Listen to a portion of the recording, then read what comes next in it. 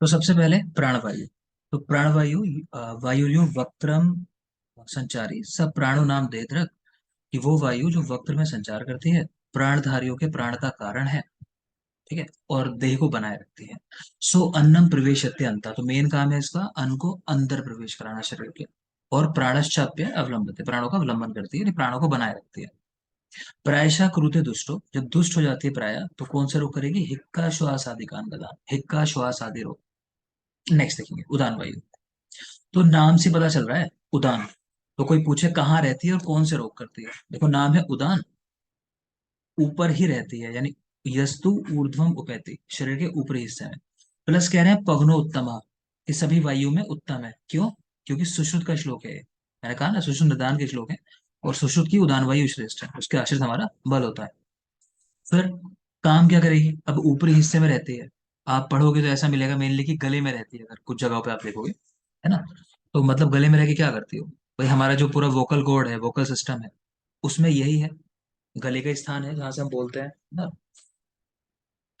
वो सब पढ़ा होगा आपने, क्वेश्चन आता है कि कौन सी नर्व का इन्वॉल्वमेंट होता है तो बोलने में समस्या होती है, तो लेफ्ट रिकरेंट एरेंजियल नर्व होती है ना। गले में ही होती है सारी चीजें, इस तरह याद रख सकते हो। तो खैर, उदान वायु उदानो नाम यस्तु ऊर्ध्वोपैति पवनोत्तम, तेन भाषित गीत आदि विशेषो अभिप्रवर्तित है, यानी बोलना, गीत गाना, ये सब उदान वायु कराती है, गले में रहती है ये। ऊर्ध्व जत्रु गतान रोगान करोति च विशेषता, रोग भी कौन से होंगे? ऊपर रहती है तो ऊर्ध्व जत्रुगत रोग कराएगी, शरीर के ऊपरी हिस्से के ही। क्लियर है? इजी है याद करना काफी। चलो मुझे यहाँ बता दो, आकंठ्या नाम, अग्रे आपने पढ़े होंगे, तो आकंठ्य क्या है वहां पे? आम का पेड़। आम्र कपित। अभिषेक। आम्र कपित। आम कपित। ठीक कपित है। कपित। नेक्स्ट मुझे बताओगे कर्षणीय नाम क्या है? कर्षण करने वाला क्या है? गवेदु का नाम। गवेदु। गवेदु का। कवेदक और प्रमिताशन, है ना, दो चीजें। प्रमितचन। ठीक है, कम मात्रा में भोजन कर। याद रखोगे, मैं कह रहा हूँ चैप्टर आने वाला है जल्दी, 25 आ जाएगा, फिर मैं पूछूंगा सारी चीजें एक एक याद होनी चाहिए। नेक्स्ट है समान वायु। समान वायु का स्थान। देखो ऐसा है, एक सवाल आता है कि कौन सी वायु, कौन सा पित्त, कौन सा कफ इन्वॉल्व है डाइजेशन कराने में। तो वायु की अगर बात करें तो समान वायु डाइजेशन में हेल्प करती है। ठीक है। अगर पित्त की बात करें तो पाचक पित्त हेल्प करता है। और कफ की बात करें तो क्लेदक कफ काम करता लेदर। है। ठीक है। तो अब आपको समान वायु को स्थान पूछे, जब डाइजेशन में हेल्प कर रही है समान वायु, तो वहीं रहती होगी जहां डाइजेशन होता है। तो डाइजेशन कहाँ होता है? आमाशय में और पक्वाशय में। ठीक है। और वन ही संगता, वन ही कहते हैं अग्नि। तो समान वायु कहाँ रहेगी? आमाशय पक्वाशय में, और वन ही यानी अग्नि के समीप डाइजेशन का काम करती है। वही लिखा भी है आगे, सो अन्नम पचती, अन्न को पचाने का काम करेगी। तज्जा अंश विशेषान विनुनकती है, प्लस अन्न को उसके अंशों में तोड़ने का काम करती है। अन्न के अंश क्या होता है?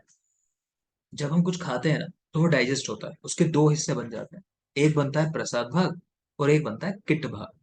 प्रसाद मतलब जो न्यूट्रिशन देने वाला है, और किट या मल भाग मतलब जो न्यूट्रिशन नहीं देता, बॉडी से निकाल दिया जाता है बाहर, है ना। तो वही कह रहे हैं कि अन्न को उसके अंगों में तोड़ने का काम करती है। प्लस वो रोग हो जाते हैं जो अग्नि मांदे की वजह से होते हैं, क्योंकि ये अग्नि से जुड़ी हुई है सीधा। तो गुल्म एक व्याधि है, आप पढ़ोगे उसका मेन कारण ही ये कहा गया कि जैसे जैसे शरीर में अग्नि बढ़ती है, तो गुल्म का साइज कम होता चला जाता है। और जैसे जैसे अग्नि मांदे होता है तो गुल्म का साइज बढ़ता चला जाता है। ऐसा श्लोक मिलेगा उस चैप्टर में आपको, जब चिकित्सा पढ़ेंगे हम। तो इसलिए गुल्म रोग हो जाएगा जब भी समान वायु की दृष्टि होगी।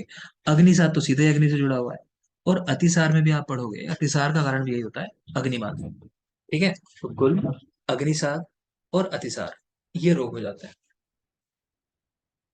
नेक्स्ट देखिए, व्यान वायु। देखो व्यान वायु रहती है हमारे पूरे शरीर में। हमारी सारी चेष्टाएं जो होती हैं, 5 तरह की चेष्टाएं आप पढ़ के आते हो सूत्र एक में, वो इसी की वजह से होती हैं। ठीक है। तो इसका स्थान भी पूरे शरीर में ही होगा, है ना। कभी हाथ भी हिलाओगे, कभी सर भी हिलाओगे, कभी पैर भी हिलाओगे, तो पूरी बॉडी में होनी चाहिए। तो कृत्सन देह चरो व्यानो, रस संवहन उद्यता, पूरे शरीर में रहती है। प्लस रस का संवहन करती है, तो ब्लड सर्कुलेशन पूरी बॉडी में होता है, होना ही चाहिए। सोचो कोई और वायु होती जो किसी और स्थान पे रहती, पूरी बॉडी में ना रहती, तो कैसे जाता पूरे शरीर में रस, है ना, रस या रक्त। तो याद रखेंगे। तो व्यान वायु कृत्सन देह चरो व्यानो, रस संवहन उद्यता। आगे देखेंगे, स्वेद असरक श्रवणश्चापि पंचधा चेष्टते अपि च। तो स्वेद का और रक्त का स्राव कराना इस वायु का काम है, क्योंकि स्वेटिंग भी पूरी बॉडी में होती है ना, रक्त पूरी बॉडी में ही रहता है या बहेगा कहीं से निकलेगा। प्लस पांचों तरह की चेष्टाएं जो हमने पढ़ी हैं सूत्र एक में, वो इसकी वजह से होती हैं। क्रुद्धश्चा क्रुते रोगान प्रायशः सर्वदेहगान, कि अगर ये क्रुद्ध हो गई तो पूरी देह के रोग हो जाएंगे। क्यों? क्योंकि पूरी देह में रहती है। एक पॉइंट लिखना चाहो तो लिख लो ये मॉडर्न का, जैसा मैंने कहा कि रस का संवहन या रक्त का संवहन पूरी बॉडी में होना चाहिए। लेकिन कुछ ऐसी बीमारियां होती हैं, डिजीज होती हैं, जिसमें हमारे शरीर का जो डिस्टल पार्ट है खासकर ना, वहां पे सप्लाई नहीं हो पाती ठीक से, जैसे हमारी डिजिट्स है, फिंगर है ना, हाथ की या पैरों की। तो वो कौन सी बीमारी है जिसमें इनमें ब्लूइश डिस्कलरेशन हो जाता है, या कह लो कि नेक्रोसिस होने लगती है? तो लिख लोगे? साइनोसिस। हाँ बेटा, वो तो कंडीशन को कह सकते हो आप, ये हुआ है। लेकिन जो डिजीज है उसका नाम लिख लो। लिखो रेनोड्स पर्चेस। रेनोड्स फिनोमेना बेटा, है ना। बर्जर डिजीज भी है, ठीक कह रहे हैं, लेकिन रेनोड्स फिनोमेना, बर्जर डिजीज भी ऐसी है। वहां भी यही होता है कि जो वेजल्स है हमारी, उनका इन्फ्लामेशन हो जाता है। रेनोड्स, RENO, स्पेलिंग चेक कर लेना, कुछ YDS ऐसा है, रेनोड्स शायद। ठीक है, तो याद रखेंगे। प्लस ये कब प्रेसिपिटेट करेगी, कब बढ़ेगी कंडीशन ज्यादा? तो सर्दियों के दिनों में या ठंडे पानी को इस्तेमाल करने की वजह से, है ना। ये कॉन्स्ट्रिक्ट हो जाती है ब्लड वेसल्स, तो और ज्यादा सप्लाई जो है हैम्पर हो जाती है। दूसरा जो कह रहे हैं बर्जर डिजीज, तो वो भी इस तरह की एक कंडीशन होती है वैसे। लेकिन आंसर आप रेनो डिजीज याद रखो इसका, क्योंकि इसमें तो मिलता ही है फीचर। आगे चलेंगे। नेक्स्ट हम बात कर रहे थे अपान वायु की। तो अपान वायु कहाँ रहती है? पक्वाधान आलय अपाना। तो पक्वाधान में रहती है ना, मेनली उंडुक वगैरह, आप रीजन समझ लो, लास्ट के पार्ट है सीकाम, वहां पे। अपाना काले करश्ती चाप्य था, चीजों को खींच के ले जाने का काम करती है नीचे की तरफ समय आने पर। ठीक है। समीरणा शक्रन मूत्र शुक्र गर्भ आर्तवानीचा, कह रहे हैं कि समीर यानी वायु को, शुक्र को, मूत्र को, गर्भ को, इन सबको नीचे की ओर लेके जाने का काम अपान वायु का है। क्रुद्धश्च कुरुते रोगान घोरान बस्ती गुद आश्रयान, जब क्रुद्ध होती है तो जहां रहती है वहीं की बीमारियां करेगी, तो बस्ती और गुदा प्रदेश के रोग हो जाते हैं। आगे देखोगे। ये एक और श्लोक लिखा है यहाँ मधुकोश टीका का। ठीक है, एक बुक है मधुकोश, ये लिखी गई है माधव निदान के ऊपर। लिखना चाहो तो लिख लो सामने, मधुकोश टीका। ये माधव पे लिखी गई है, माधव। और ये भी लिख लोगे किसने लिखी है, तो नाम लिखोगे विजय रक्षित और उनके शिष्य श्री कंठदत्त, है ना, श्री विजय रक्षित और श्री कंठदत्त, इन दोनों ने लिखी है, गुरु शिष्य है।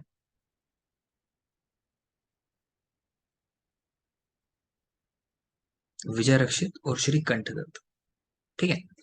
तो इन्होंने भी स्थान बताया पांचों वायु का। तो कह रहे हैं कि प्राण वायु हृदय में रहती है। देख लोगे, प्राणो, है ना, हृदय प्राणो। गुदे अपाना, अपान वायु गुद प्रदेश में रहती है। समानो नाभि मंडल है, समान वायु नाभि के आसपास कह लो। उदाना कंठ देश से आद, उदान वायु कंठ प्रदेश में रहती है। व्याना सर्व शरीर का, व्यान वायु पूरे शरीर में रहती है। तो लगभग वैसा ही बोला जैसा सुश्रुत ने बोला है। ठीक है ना, बस ज्यादा आसान शब्दों में कह दिया ऐसा कह लो, बाकी जगह वही है। और देखोगे, आचार्य शारंधर ने प्राण वायु का स्थान हृदय में बताया है, ये भी याद रखेंगे। नहीं, यहाँ भी यही है माधव के अंदर, शारंधर ने भी हृदय में बताया है। ये बात हम क्यों याद कर रहे हैं स्पेशली, कि शारंधर ने हृदय में स्थान बताया है। मैंने आपको भी ये कहा था कि पहली बार श्वास प्रश्वास प्रक्रिया का उल्लेख आचार्य शारंधर ने किया है। ठीक है। तो वो एक श्लोक है शारंधर का, क्योंकि फेमस चीज है, जरूरी चीज है, लोग श्लोक याद कर लेते हैं। तो ये श्लोक इस तरह से है। नाभिस्था प्राण पवना स्पृष्ट्वा हृत कमलांतरम वेगास्तद बहिर्याति पातुम विष्णु पदामृतम पीतवा च अंबर पीयूषम नश्यति वेगवत, ऐसा करके श्लोक आया है। तो इसमें कुछ ऐसी बात कह रहे हैं कि नाभि से प्राणवायु ऊपर उठती है, हृदय रूपी कमल को स्पर्श करते हुए, मतलब उससे बाहर आती है। फिर उसके बाद विष्णु का अमृत लेके, मतलब विष्णु के पैरों का अमृत या फिर ये पीयूष लेके, ये वापस से शरीर में प्रवेश करती है, मतलब ऑक्सीजन दोबारा मिल जाती है, कार्बन डाइऑक्साइड बाहर निकली, ऑक्सीजन दोबारा से आ गई, और पूरे शरीर को ऑक्सीजन मिल गया। इस तरह करके श्लोक आया है। तो लोग इस श्लोक से ये समझ लेते हैं कि नाभिस्था प्राण पवना, कि नाभि में स्थित प्राणवायु ऊपर उठ के जाती है। तो ये मान लेते हैं लोग कि शायद नाभि स्थान बताया शारंगधर, है ना। ये स्थान नहीं बताया, ये एक बात कह रहे हैं कि प्राणवायु मतलब पूरे शरीर से होके आती है, कि नीचे से होके ऊपर की ओर आ रही है। ऐसा मान लो आप कि आपको जो ब्लड सर्कुलेशन होता है, तो उसमें क्या होता है कि भाई एक बार पूरी बॉडी में गया ब्लड आपका, फिर घूम के inferior vena cava, superior vena cava, लौट के वापस हृदय के अंदर आता है ना। तो उस तरह की बात कहना चाह रहे हैं कि नीचे से भी ऊपर की ओर आ गए। तो जो भी नीचे गई थी, जो भी कह लो ऑक्सीजन थे या कह लो ब्लड था, तो वो नीचे से ऊपर से सब जगह से वापस होके आता है, तब बाहर जाता है, ऐसा कहना चाह रहे हैं, ठीक है ना। तो इसका मतलब ये नहीं निकालोगे कि शारंगधर ने प्राणवायु का स्थान नाभि में बताया। यार मुझे लगता है इतना एक्सप्लेन की जरूरत नहीं थी, समझ आया लेकिन जो बोला मैंने, ठीक है। बस मेन बात समझ लो कि शारंगधर प्राणवायु हृदय में बांधते हैं। आगे चलते हैं। अष्टांग हृदय, व्यान वायु का स्थान हृदय को बताया, और इसके लिए संज्ञा इस्तेमाल की महाजव। पूछा जाएगा किस आचार्य ने व्यान वायु का स्थान हृदय में बताया। प्राणवायु तो कई ने कहा है, लेकिन हृदय ने व्यान वायु का स्थान हृदय में बता दिया, और इसके लिए टर्म दी महाजव। याद रखो ये। एक और श्लोक देख रहे हो, चरक सूत्र 17 का। तो यहां भी वायु का इंपॉर्टेंस बता रहे हैं। कह रहे हैं सर्व ही चेष्टा बातें स प्राण प्राणी नाम स्मृता। सारी चेष्टाएं प्राणधारियों की वात की वजह से होती है, इसीलिए इसको प्राणधारियों का प्राण कहते हैं। तैनेव रोगो जायन्ते, तैन चैव उपपद्यते। जब जब इसमें अवरोध होता है तो रोग उत्पन्न हो जाता है। तो पहली वाली लाइन याद रखना। पहले बहुत रेफरेंस पूछता था, 21 चैप्टर का रेफरेंस है। अब कम से कम चरक तो याद ही रखना, चरक ने कहा है कि सारी चेष्टाएं वात की वजह से होती हैं। आगे देखोगे, प्राकृत लोक वायु के कर्म। पहले हमने पढ़ा था शरीर में रहने वाली वायु क्या क्या काम करती है ना। तंत्र यंत्रधर शेप्ता बहिर्मला नाम, गर्भ आकृति कराना, वो सारी चीजें पढ़ी। अभी आप यहाँ देख रहे हो प्राकृत लोक वायु जो बाहर रहती है वो क्या काम करती है। तो धरणी धारम, तो पृथ्वी को धारण करने का काम ये वायु ने कर रखा है। ऋतुओं का विभाग किसकी वजह से होता है, तो ये भी वायु करती है। लेकिन मेरी बात ध्यान रखना, अगर पहला ऑप्शन कुछ और दिया हो जो सही आंसर है, तो वो लगाना है। वो क्या हो सकता है, ऋतु विभाग किसके आधार पे होता है, बोलो। उसके आधार पर। सूर्य की गति। सूर्य की गति। गति के आधार पे, ठीक है ना। तो पहला आंसर आदित्य लगाना, अगर कभी पूछ ले कि ऋतु विभाग किसकी वजह से होता है, तो आदित्य नहीं, सूर्य की गति के आधार पे। अगर वो ना हो तो वायु भी लगा सकते हो, ऋतु विभाग में कारण है ना। अगला कह रहे हैं धातुओं का विभाग, है ना। तो भूमि के अंदर हमारे जो मेटल्स वगैरह रहते हैं, आप देखते हो सबका कारण वायु ही है। यही उन्हें तोड़ के प्लेट बनाना, ये सब करना काम इसी का होता है।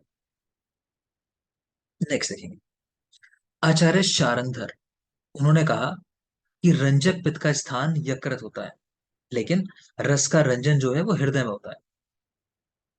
ठीक, मैं आपको बेसिक बात बता दे रहा हूँ, क्योंकि हम पढ़ेंगे नहीं वो चीज ज्यादा, तो आप समझ लोगे। देखो पित्त भी पांच ही होते हैं, ठीक है। जैसे वात पांच थे, पित्त भी पांच ही होते हैं। पांच पित्त की अगर मैं बात करूं, तो एक तो आप यहाँ देख रहे हो रंजक पित्त। अपने लिए लिख लेना अगर आपको ना याद हो, ये बातें बेसिक बातें क्योंकि। तो एक होता है रंजक पित्त। तो रंजक पित्त का मेन काम होता है कलर करना, रक्त को कलर देना, रस को कलर देना, तो रक्त बना देता है। तो ये इसका मेन काम होता है।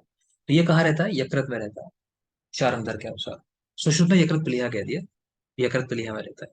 और काम है इसका रस का रंजन करना, ठीक है, रस को कलर देके रक्त बना देना। एक होता है बेटा पाचक पित्त। तो वो कहाँ रहता है पाचक पित्त, तो आमाशय में रहेगा, है ना। वो डाइजेशन का काम करता है। एक होता है आलोचक पित्त, आलोचक पित्त। तो वो कहाँ रहता है, चक्षु। चक्षु में, ठीक है ना। उसमें लिख भी लेना, सामने लिखना चाहो तो, कि आचार्य भेल ने आलोचक पित्त के दो भेद बताए। भेल ने आलोचक पित्त के दो भेद, बुद्धि वैशेषिक और चक्षु वैशेषिक। एक बुद्धि में रहने वाला, एक चक्षु में रहने वाला। भेल, दो भेद बहुत जरूरी है। और कौन सा पित्त होता है बोलो, भ्राजक पित्त, ठीक है। तो भ्राजक पित्त त्वचा में रहता है। उसका काम क्या होता है, मेनली आप जो भी स्नेहन वगैरह करा रहे हो त्वचा पर, उसको पचाने का काम करता है भ्राजक पित्त। कौन सा पित्त बचा, साधक। साधक पित्त। तो साधक पित्त कहाँ रहता है, लिखो हृदय में रहता है, हृदय। हृदय, है ना। और ये क्या करता है, लिख सकते हो मनो अर्थित अभिलाषा, पूर्ण कराने वाला। आपके मन में जो चीज हो ना, उसको पूरा कराने वाला, ये साधक पित्त है। कफ के भी बताओ, लिखना चाहो लिख लो, मैं बोलते रहूं एक बार, ये बात ना रह जाए कभी कि कफ का नहीं पता हमें।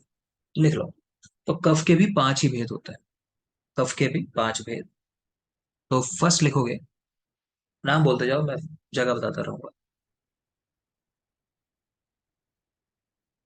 बोलो भाई, अवलंबक कफ, लिखो चलो, बोलते नहीं हो आप लोग। अवलंबक कफ, तो लिखो अवलंबक कफ का स्थान कहाँ है। तो उरहा प्रदेश लिख लो। ठीक है, ऊपरी हिस्से में शरीर के मिल रहता है उरहा प्रदेश। और ये बहुत जरूरी है, लिख लो एक सामने पॉइंट, कि उरहा प्रदेश में रह के अन्य कफों का पोषण करना, मतलब इसका काम है ना। उर से लेके त्रिक तक ऐसे एक शब्द मिलता है, उरहा प्रदेश से लेके त्रिक प्रदेश तक क्या करता है, सारे कफों का पोषण करता है। ये सवाल आ चुका है, किस कफ की बात है।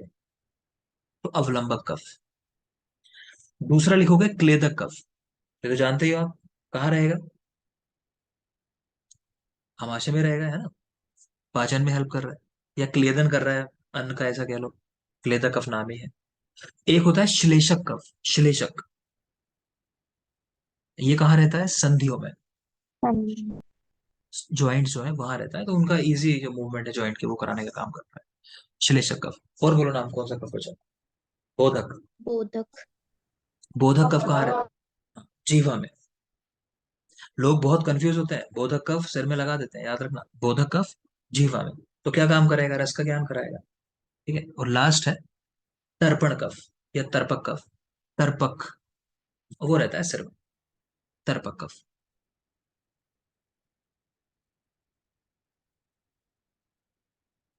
ठीक है, तो वो तर्पण करता है, कह लो सिर का, मतलब वहां कह लो कि आप चाहे सीएसएफ से रिलेट कर लो उसको, जो करना चाहो। ठीक है, तो ये बेसिक मैंने आपको वातपित्त कफ के बारे में बता दिया, कि कभी सवाल आ जाए कहीं तो आपको पता हो। खैर अभी वापस आ जाते हैं जो पढ़ रहे थे हम। देखो आप।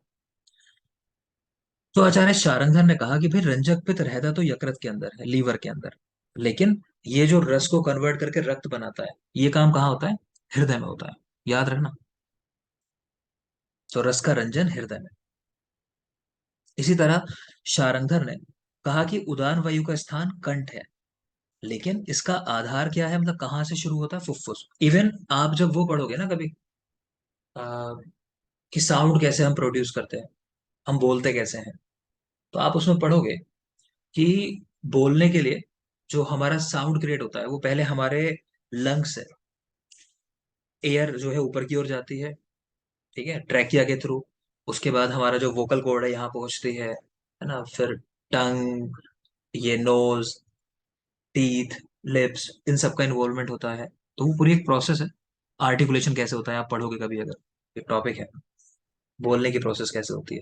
तो मैं ये कहना चाह रहा हूँ, आप वहां भी पढ़ोगे ना, तो वहां भी आपको ये पढ़ने को मिलेगा कि फुफ्फुस से ही हमारी बोलने की प्रक्रिया शुरू होती है, और उदान वायु क्योंकि बोलने का ही काम करती है ना, उसका काम ही है भाषित गीत आदि कर, पीछे पढ़ा आपने। तो ऐसे रिलेट कर सकते हो अगर आप याद कर पाओ तो। तो शारंगधर, उदान वायु का स्थान है कंठ, लेकिन इसका आधार क्या है, बेस क्या है, फुफ्फुस। बात समझ में आ रही है मैंने क्या कहा। ठीक है, बेटा समझ लेना, मैं कोशिश करता हूँ चीजें कवर ज्यादा करने की। वो इसलिए नहीं है कि आपके लिए मुश्किल कर दूं, आसान करने के लिए है। अगर मुश्किल लग रहा हो तो छोड़ दिया करो उस पार्ट को, ये समझाने के लिए है कुछ चीजें बस। नेक्स्ट देखेंगे, विकृत लोक वायु का कर्म। ये जो बाहर वाली वायु है, जब ये विकृत हो जाती है, भाई शरीर में है तो बीमार कर देगी हम, और बाहर जो विकृत है तब क्या होता है, उत्पीड़न सागराणाम। सागर का उत्पीड़न होना, है ना, समुन्द्र में जैसे ज्वार भाटा आ जाता है हम कहते हैं, तो उस तरह वाली कंडीशन। तो सागरों का उत्पीड़न करती है, याद रखोगे। विकृत लोक वायु। वायु के कुछ अन्य कर्म बता रखे हैं, कि वायु ही भगवान है। भूता नाम भाव अभाव कर, कि हमारा होना ना होना ये बात के ऊपर डिपेंड करता है, हम रहेंगे या नहीं रहेंगे। मृत्यु होना, युग इत्यादि सब इसी पर डिपेंडेंट है। तो बात को बहुत ज्यादा इंपॉर्टेंस दिया गया है। यहाँ देख रहे हो वायु को भगवान कहा गया है ना। मेनली हम लोग अग्नि को ईश्वर मानेंगे। आप सुश्रुत में श्लोक भी देखोगे, वहां शब्द इस्तेमाल हुआ है कि जठराग्नि जो है वो ईश्वर है। नीचे लिखा भी है देखो श्लोक, जठरो भगवान अग्नि ईश्वरो नस्य पाव का रसा प्रद। हाँ, ये रस प्रदीप में भी आया है श्लोक, सुश्रुत में भी आया है, तो हम तो सुश्रुत ही याद रखेंगे। आगे बता रहे हैं कि ये अग्नि कितनी होती है हमारे शरीर के अंदर। तो कह रहे हैं जो स्थूल काय वाले लोग हैं, है ना, बड़े बड़े शरीर हैं जिनके, उनमें यव मात्रा में होती है। यव। जो ह्रस्व शरीर वाले हैं, छोटे शरीर वाले, उनमें तिल के बराबर मात्रा में होती है। और जो बिल्कुल ही छोटे हैं, क्रमिकीट पतंगे, उनमें बाल के बराबर होती है। इतनी कम मात्रा में ये जठराग्नि होती है उनके अंदर, या कह लो पाचक पित्त कह सकते हो आप इसको मेनली। ठीक है, तो स्थूल शरीर वालों में यव मात्र, ह्रस्व में तिल मात्र, क्रमिकीट पतंगों में बाल मात्र।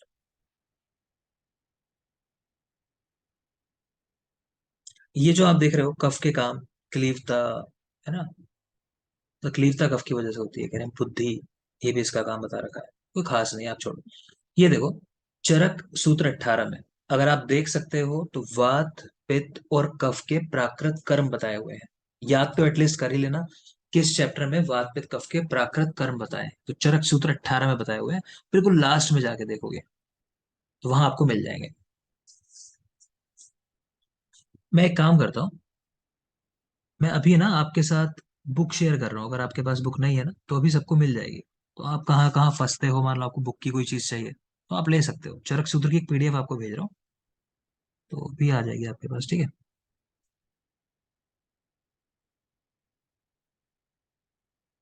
एक मिनट,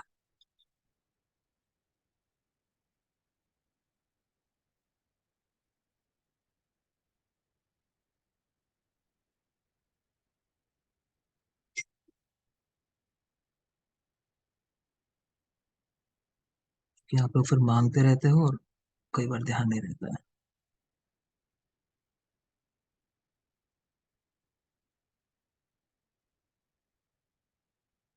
किसी को ना मिली हो तो मेरे से कह देना, है ना, बाकी मैं सबको कोशिश करूंगा भेज दूंगा।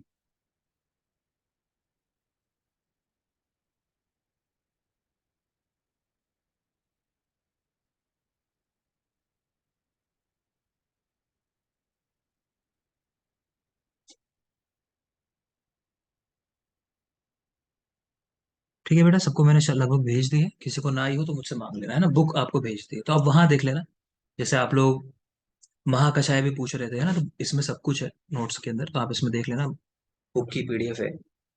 और इसी तरह 18 नंबर चैप्टर के श्लोक भी आप देख लोगे, जरूरी है। ठीक, तो वहीं एक श्लोक लिखा हुआ है कफ का, स्नेहो बंधा स्थिरत्वम च गौरवम व्रजताम बलम क्षमा धृतिरालोभश्च कफ कर्मा विकार। कि कफ में जब कोई विकार नहीं होता तो वो क्या काम करता है, शरीर में स्नेहन करना, शरीर को बांध के रखना, स्थिरता देना, भारीपन गौरवता, व्रजता वाजीकरण बल देने का काम, क्षमा दे सकते हो आप दूसरे को, है ना, ये कफ वाले ही कर सकते हैं। धृति, लोभ ना होना, आपकी बुद्धि अच्छा काम करती है, आप में लोभ नहीं होता। तो ये सारी चीजें जब कफ विकृत अवस्था में नहीं होता तब हमें देखने को मिलती है।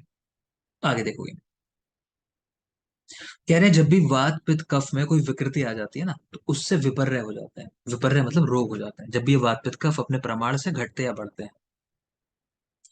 ऐसे ही वाग्भट का भी एक श्लोक आया है दोषों के लिए, विकृता विकृता देहम घनंती ते वर्तयन्ति चा करके। मतलब है कि ये दोष जब विकृत होंगे तो रोग हो जाएंगे, जब अविकृत होंगे तो शरीर को बढ़ाने का काम करेंगे।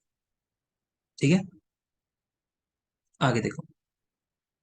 तो ये श्लोक कभी कोई पूछ ले कि वाग्भट का जो श्लोक है विकृता विकृता देहम घनंती, ये किसके रेफरेंस में आया है, किसको कहा गया कि जब विकृत होंगे तो नुकसान पहुंचाएंगे, तो दोषों के संबंध में आया। ऐसा आपको याद रखना है। नेक्स्ट देखो, वायु के 4 प्रकार के कर्म बताए गए। जब आप कभी गाइड ऐसे देखोगे ना, चैप्टर वाइज क्वेश्चन होंगे, तो वहां ऐसे सवाल आ जाते हैं कि वायु के कितने प्रकार के कर्म बताए गए। तो 4 तरह के। कैसे 4 तरह के, एक शरीर में रह के नेचुरल काम कर रही है, एक शरीर में रह के जब दुष्ट हो गई तब जो काम कर रही है, दो, एक हो गई प्रकृति में बाहर एटमोस्फेयर में ठीक से काम कर रही है, और एक है विकृत होने के बाद जो काम कर रही है। तो टोटल 4 चीजें हो गई। तो कुपित शरीरचर और अकुपित शरीरचर, कुपित अशरीरचर, अकुपित अशरीरचर। ठीक है, नेक्स्ट देख लोगे, ये एक श्लोक है सुश्रुत सूत्र 21 का, काफी जरूरी सा श्लोक है। विसर्ग आदान विक्षेप सोम सूर्य अनिलयता धारयंती जगत देहम कफ पित्त अनिलास्तथा। इसका मतलब है कि जिस तरह प्रकृति में रह के सोम, सूर्य और अनिल काम करते हैं, सोम यानी चंद्रमा, सूर्य यानी सूर्य, अनिल यानी वायु।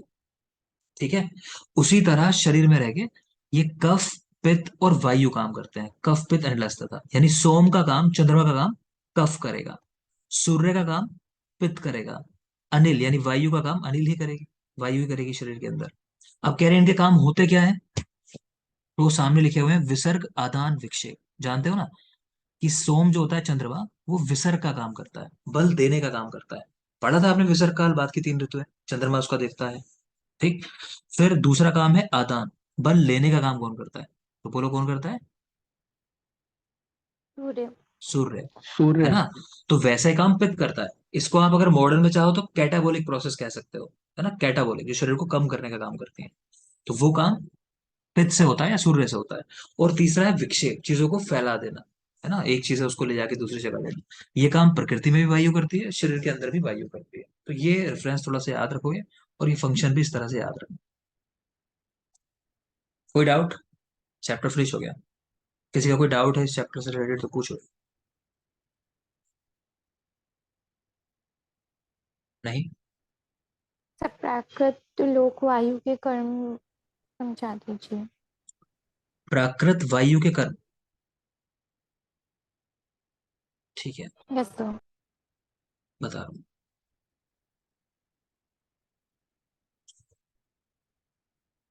ये वाले पूछ रहे हो प्राकृत लोक वायु के, ये वाले? लोक वायु, यस सर। ठीक है। तो देखो, फर्स्ट है धरणी धारण। धरणी कहते हैं भूमि के लिए, धरा, ठीक है, इसको धारण करने का काम करती है, कि पृथ्वी को धारण कर रखा है। दूसरा है ऋतुओं का विभाग करना, ऋतुओं को डिवाइड करना। आप पढ़ोगे अक्सर टीवी में, अगर न्यूज देखी हो कभी, DD 1 पे पहले आते थे, उसमें ऐसा था कि मानसून जो है वहां से चल पड़ा है बंगाल की खाड़ी से और इधर की ओर बढ़ पड़ा है, ऐसी बातें होती हैं।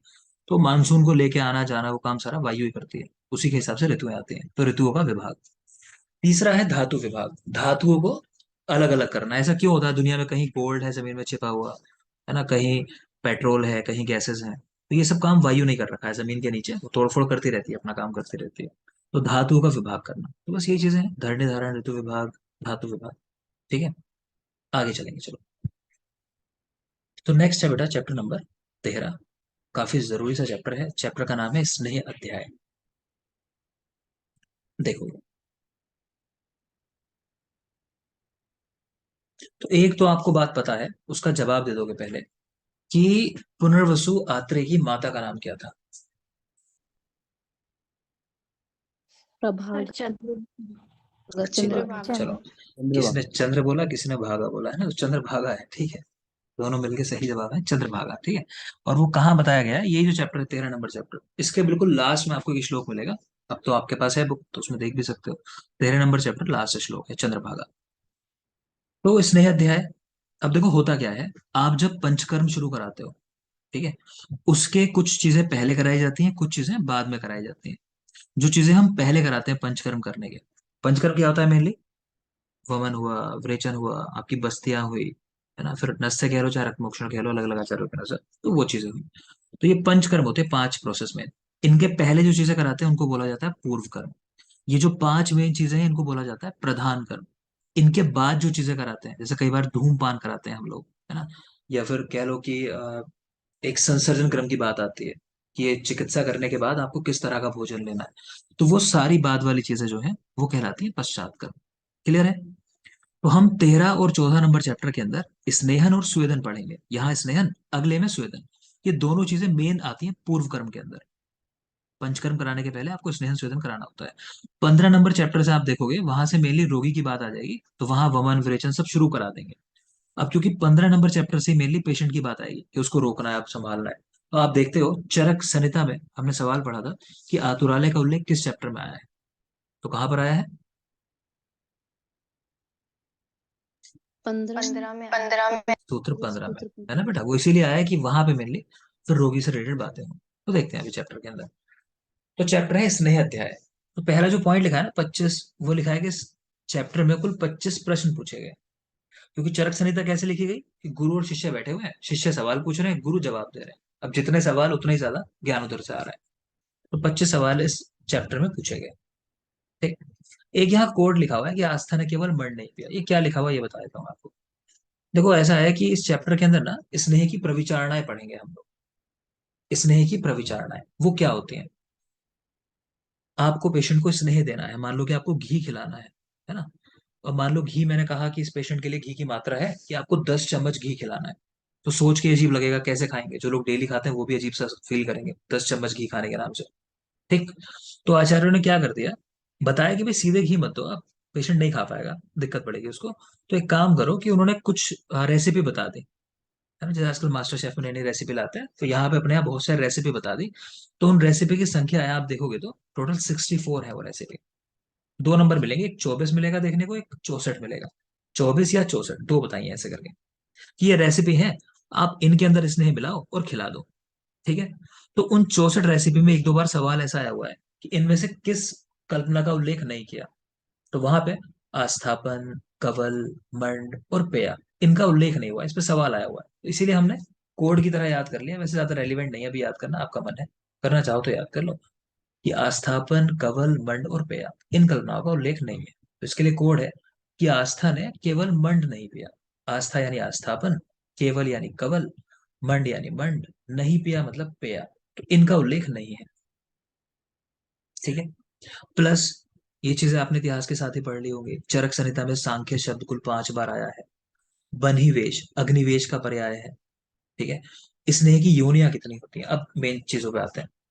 स्नेह की कितनी योनियां हैं, तो दो, या यूं कह लो उत्पत्ति के आधार पर, है ना। स्नेह कितने प्रकार के हैं, दो प्रकार के हैं, एक स्थावर एक जांगम।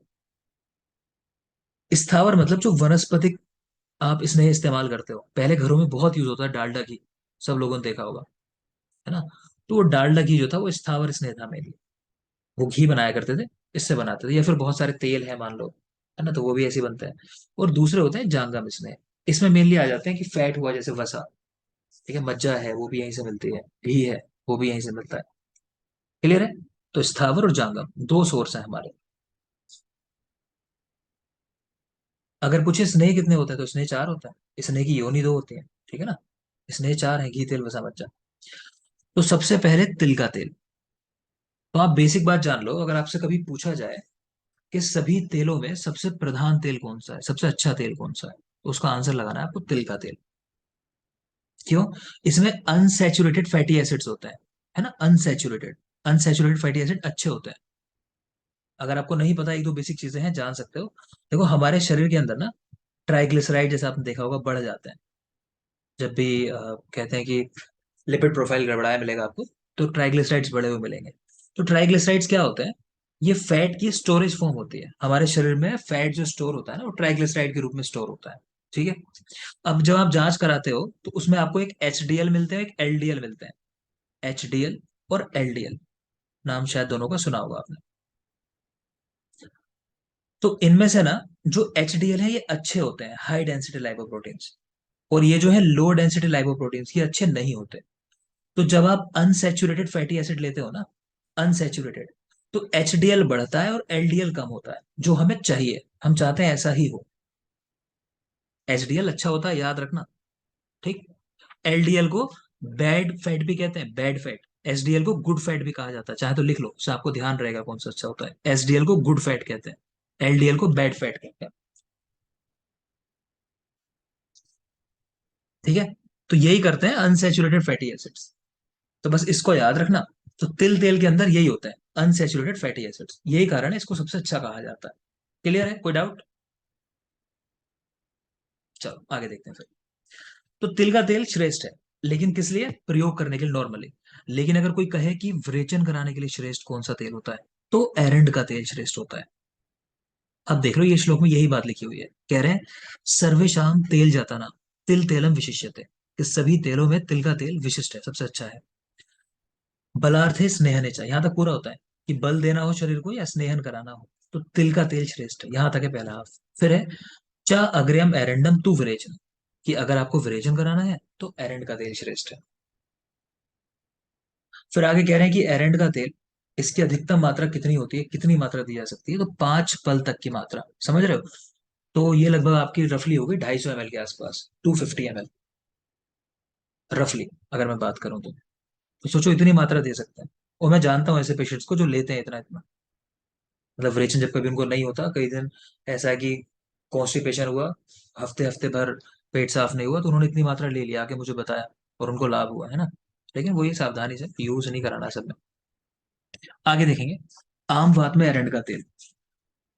तो श्रेष्ठ कहा गया है आम वात के अंदर एरंड का तेल श्रेष्ठ कहा गया है। पूछो कौन सा तेल बेस्ट है आम वात में, तो एरंड का तेल। आम वात यानी रूमेटोड आर्थराइटिस, बात हुई होगी हमारी पहले। एक उपमा आई है इसके लिए, गज केसरी। ये रोकी भाई जो था, मतलब नाम तो पता नहीं क्या है उसका, केजीएफ वाला, उसकी एक मूवी है गज केसरी, अगर आप लोगों ने देखी होगी, है ना। तो उसका मतलब होता है जो हाथियों को भी कंट्रोल कर ले, मतलब उनको भी जीत ले, गज केसरी। तो मतलब ऐसा है, आम बात के रेफरेंस में एरंड तेल गज केसरी कहा गया उसको, कि मतलब बहुत ज्यादा ताकतवर है। ठीक। आगे देखेंगे, ये गुण लिखे हैं इसके, कटु उष्ण गुरु होता है, कोई खास बात नहीं। नेक्स्ट आ जाओ आप घृत के ऊपर। तो घृतम पित्त अनिल हरम, रस शुक्र ओजसाम हितम, निर्वापणम मृदुकरम स्वर वर्ण प्रसादनम। तो मेन बात है घृत जो है पित्त और अनिल दोष को दूर करता है। पित्त के लिए तो अच्छा होता ही है, प्लस स्नेह है तो वात को भी जीतेगा।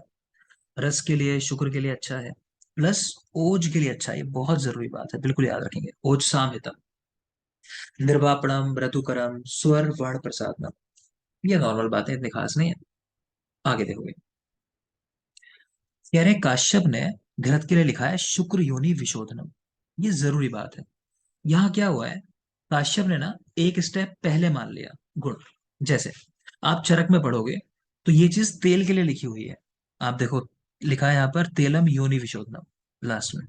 काश्यप ने घृत में ही लिख दिया। तो हम जो क्रमशः स्नेह याद करते हैं ना, घी तेल वसा मज्जा, ऐसा करके हम याद रखते हैं। जो नॉर्मल हमारा पैटर्न होगा, वो घी तेल वसा मज्जा, ये पैटर्न हम याद रखेंगे। ठीक है। तो आप देखोगे चरक का जो घृत है वो काश्यप का, माफ करें, चरक का जो तेल है वो काश्यप का घृत है, मतलब शुक्र योनि विशोधन। एक स्टेप पहले आ जाएगा। बात समझ में आ रही है मैं क्या कह रहा हूँ? क्लियर है ना सभी को? ठीक है।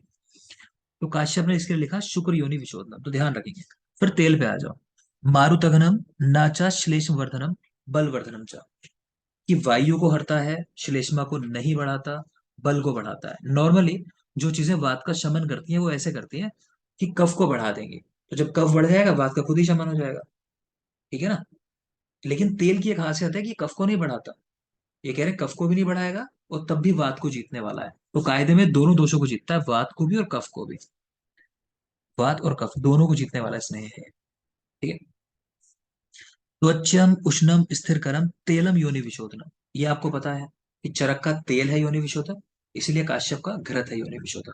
वो आप याद रखोगे। प्लस त्वचा होता है, घर में देखा होगा आजकल चल गई है कोल्ड क्रीम वगैरह फैशन जो है। पहले क्या होता था, घर वाले क्या इस्तेमाल करते थे, सब लोग सिर पे तेल लगाया, वही पूरे शरीर पे लगा लिया। ठीक है। तो ऐसे याद रख सकते हो, तेल जो होता है त्वचा होता है, त्वचा के लिए अच्छा होता है। काश्यप देखेंगे, उन्होंने कहा भग्न चयुत संधान करो, यानी इंजरी वगैरह कहीं हो जाए उसको ठीक करने वाला है तेल, काश्यप ने कहा। जबकि आप चरक में देखोगे उन्होंने वसा में लिखा हुआ है, देखो, विद भग्न आहत, कहीं विद हो जाए भग्न हो जाए उसमें अच्छा है। अगेन एक स्टेप पहले आ गया। अष्टांग हृदय ने कहा कृश का भ्रंगण कराता है, स्थूल का कर्षण करता है तेल। दोनों में अच्छा काम करेगा। जो व्यक्ति स्थूल है उसको पतला करेगा, पतले को मोटा कर देगा। नेक्स्ट बेटा बचते हैं वसा और मज्जा, जल्दी से देख लेते हैं, सेशन टाइम फिनिश हो रहा है आज का बस। तो विद भग्न आहत, भ्रष्ट योनि कर्ण शिरोरुजा, कोई खास बात नहीं। पौरुष उपचय, स्नेह व्यायाम च इष्यते वसा। बस ये ध्यान रखना, जो व्यक्ति नित्य व्यायाम करता है उसके लिए वसा। तो वा से व्यायाम, वा से वसा, ऐसा याद रखोगे। नित्य व्यायाम करने वालों के लिए वसा अच्छा है। लास्ट है मज्जा। तो मज्जा रहती है हड्डियों के अंदर, है ना, बोन मैरो। समझ गया ना, बोन मैरो को ही मज्जा कहते हैं। तो जाहिर सी बात है मज्जा होगी तो विशेष तो अस्थनाम चा बलकृत, अस्थियों को बल देने वाली है। इसके अलावा बल, शुक्र, रस, श्लेष्मा, मेद, मज्ज, इन सबको बढ़ाने वाली है। बल, शुक्र, रस, श्लेष्मा, कोई खास बात नहीं है। तो इतना ही रखते हैं आज के लिए, सेशन यहीं तक रखते हैं। ठीक है। तो कल आओगे।